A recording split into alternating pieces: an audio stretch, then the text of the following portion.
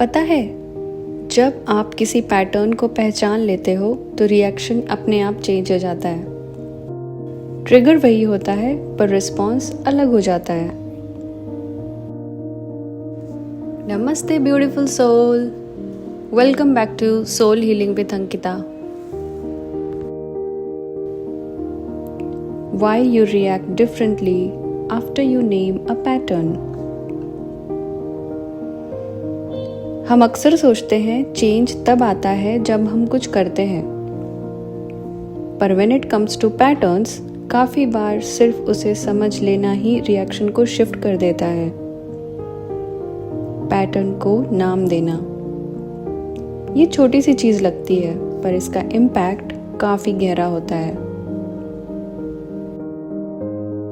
जब तक कोई पैटर्न अनकॉन्शियस होता है वो ऑटोमेटिक मोड पे होता है। माइंड रिएक्ट करती है, बॉडी फॉलो करता है और हम बाद में सोचते हैं मैं फिर वही कर बैठा। पर जैसे ही आप नोटिस कर लेते हो और खुद से कह देते हो अच्छा ये मेरा पैटर्न है,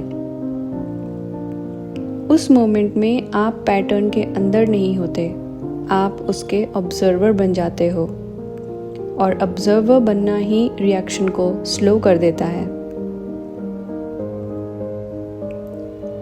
एक आदमी हर बार जब भी कोई डिसीजन लेने वाला होता, उसके दिमाग में एक ही थॉट आता, डिसीजन गलत हो गया तो वो डिले करता, सोचता, फिर और सोचता, जिसके वजह से कई अपॉर्चुनिटीज उसके हाथ से निकल जाते थे।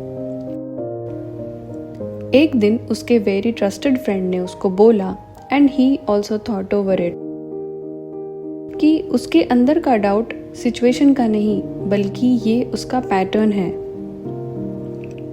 अगली बार जब डिसीजन लेने के टाइम पे नेगेटिव थॉट आया, वो उसके साथ बहने के बजाय बस इतना बोला, अच्छा ये वही लूप है। डिसीजन लेना तुरंत इजी नहीं हुआ पर पैनिक कम हो गया। थॉट आया पर पूरा डायरेक्शन कंट्रोल नहीं कर पाया। किसी भी पैटर्न को नाम देने के बाद रिएक्शन पूरी तरह गायब नहीं होता पर उसकी इंटेंसिटी कम हो जाती है। आप थोड़ा रुकते हो, ऑब्जर्व करते हो और फिर क्या फील करना है ये चूज करते हो। This is not control, rather it's giving space to yourself. और इसी स्पेस में न्यू रिस्पॉन्स क्रिएट होना पॉसिबल होता है। हम पिछले वीडियो में बात कर चुके हैं कि कुछ रिएक्शंस बहुत पुराने होते हैं, वो सिर्फ सिचुएशन से नहीं पुरानी कंडीशनिंग से आते हैं।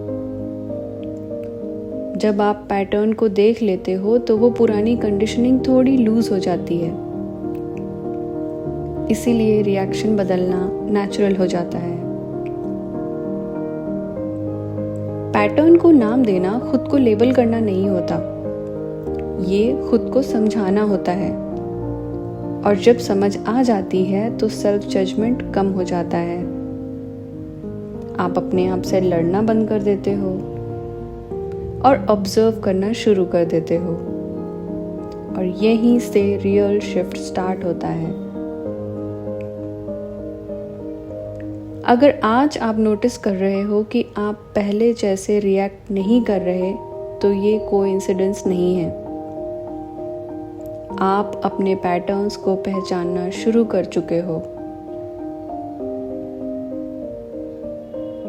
और अगर आप ये समझना चाहते हो कि ये पैटर्न्स कहाँ से आते हैं तो हमने पहले इनर चाइल्ड और पुरानी कंडीशनिंग पर भी बात की है। वो वीडियो इस शिफ्ट की रूट को और क्लियर करता है।